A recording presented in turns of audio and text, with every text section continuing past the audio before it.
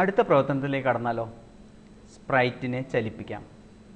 പ്രവർത്തനം 1 പശ്ചാത്തലമായി car racing ട്രാക്കും സ്പ്രൈറ്റായി കാറും ഉൾപ്പെടുത്തിയത് കണ്ടുവല്ലോ.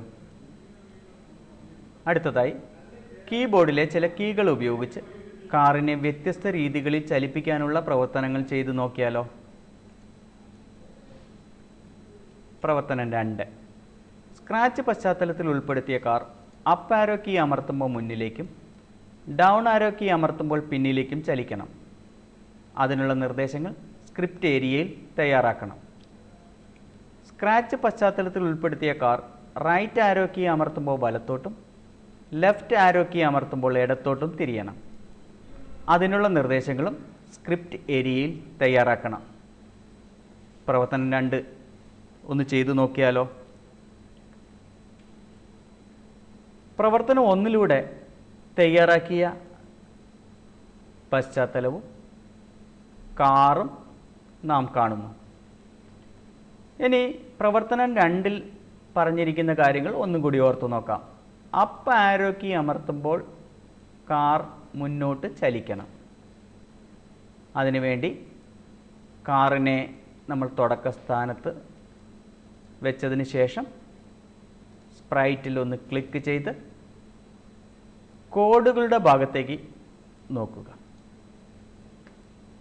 അപ്പ് ആരോ കീ അമർത്തുമ്പോൾ അവിടെ ഒരു കണ്ടീഷൻ ആയതുകൊണ്ട് കൺട്രോൾ ബ്ലോക്കിലെ ഈഫ് എന്ന് പറയുന്ന സ്ക്രിപ്റ്റ് നാം സ്ക്രിപ്റ്റ് ഏരിയയിലേക്ക് വലിച്ചിടുക.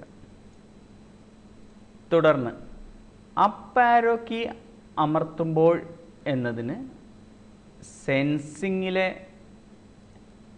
കീ പ്രസ്ഡ് എന്ന് പറയുന്ന ഒരു കണ്ടീഷൻ ഈഫിൻ്റെ കണ്ടീഷൻ സ്പേസിലേക്ക് വലിച്ചിടണം. അവിടെ ഡിഫോൾട്ടായി കീ സ്പേസ് പ്രസ്ഡ് എന്നാണ് കാണുക. ആ കോംബോ ബോക്സ് ക്ലിക്ക് ചെയ്ത് അപ്പ് ആരോ കീ എന്നാക്കുക. അപ്പോൾ നിബന്ധന ശരിയായി. അപ്പ് ആരോ കീ പ്രസ് ചെയ്താൽ എന്താണ് സംഭവിക്കേണ്ടത്? കാർ മുന്നോട്ട് നീങ്ങണം. മുന്നോട്ട് നീങ്ങാനുള്ള സ്ക്രിപ്റ്റ് മോഷനിലാണ് ഉള്ളത്. മോഷനിൽ നിന്ന് മൂവ് 10 സ്റ്റെപ്സ് എന്ന് പറയുന്ന സ്ക്രിപ്റ്റ് ഈഫിൻ്റെ ഉള്ളിൽ ഇടുക.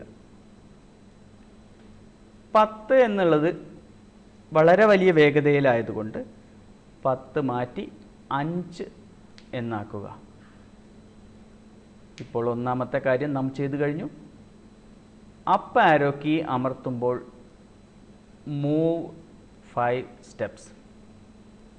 ഇതുപോലെ ഡൗൺ ആരോ കീ അമർത്തുമ്പോൾ പിന്നോട്ട് ചലിക്കണം എന്നാണ് പറഞ്ഞത്. അതിനുവേണ്ടി കൺട്രോളിലെ ഈഫിൻ്റെ സ്ക്രിപ്റ്റ് എടുക്കുന്നു. സെൻസിങ്ങിലെ കീ പ്രസ്ഡ് എന്ന് പറയുന്ന കണ്ടീഷൻ എടുക്കുന്നു. അതിലെ ഡിഫോൾട്ടായ സ്പേസിന് പകരം ഡൗൺ ആരോ കീ ആക്കുന്നു. തുടർന്ന് മോഷൻ ബ്ലോക്കിലെ മൂവ് 10 സ്റ്റെപ്സ് എന്നുള്ളത് വലിച്ചിടുന്നു. ഇവിടെ കാർ പിന്നോട്ടാണ് ചലിക്കേണ്ടത് എന്നുള്ളത് കൊണ്ട് 10ന് പകരം നെഗറ്റീവ് സ്പീഡ് കുറയാൻ വേണ്ടി 5 എന്നും ചേർക്കുന്നു. ഇനി നാം ചെയ്യേണ്ടത് വലത്തെ ആരോ കീ അമർത്തുമ്പോൾ കാർ വലത്തോട്ട് തിരിയണം. ഇടത് ആരോ കീ അമർത്തുമ്പോൾ കാർ ഇടത്തോട്ട് തിരിയണം. അതിനുവേണ്ടി ഇതുപോലെ കൺട്രോൾ ബ്ലോക്കിൽ നിന്ന് ഈഫ് ഒരിക്കൽ കൂടി എടുക്കുന്നു.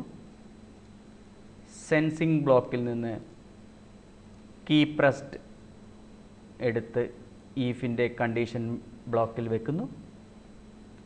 ഡിഫോൾട്ടായ സ്പേസിന് പകരം റൈറ്റ് ആരോ കീ സജ്ജീകരിക്കുന്നു.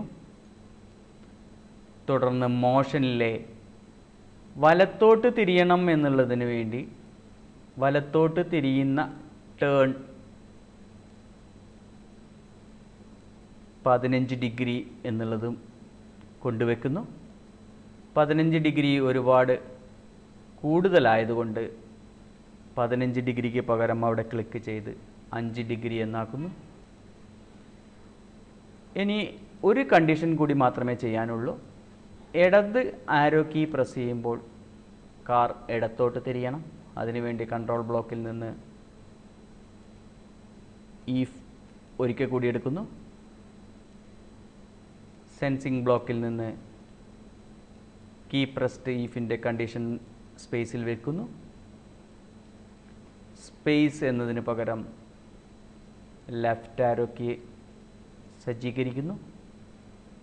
തുടർന്ന് മോഷൻ ബ്ലോക്കിൽ നിന്ന് ഇടത്തോട്ട് തിരിയണം എന്നുള്ളതിനുള്ള സ്ക്രിപ്റ്റ് ഈഫിൻ്റെ ഉള്ളിൽ വെക്കുന്നു. 15 എന്നുള്ളത് കൂടുതലായതുകൊണ്ട് 15-ന് പകരം 5 ഡിഗ്രി എന്നാക്കുന്നു.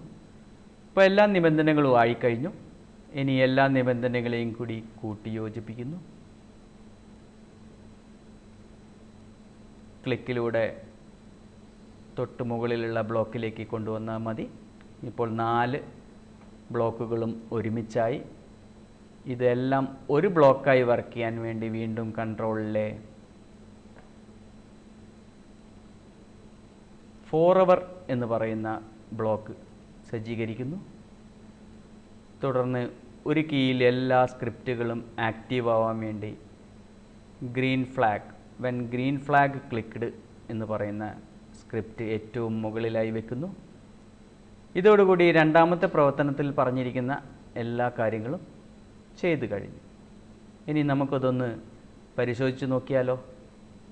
ഗ്രീൻ ഫ്ലാഗ്, വലതുവശത്തെ ഗ്രീൻ ഫ്ലാഗ് ക്ലിക്ക് ചെയ്യുന്നു. അപ്പോൾ എല്ലാ സ്ക്രിപ്റ്റുകളും ആക്റ്റീവായി.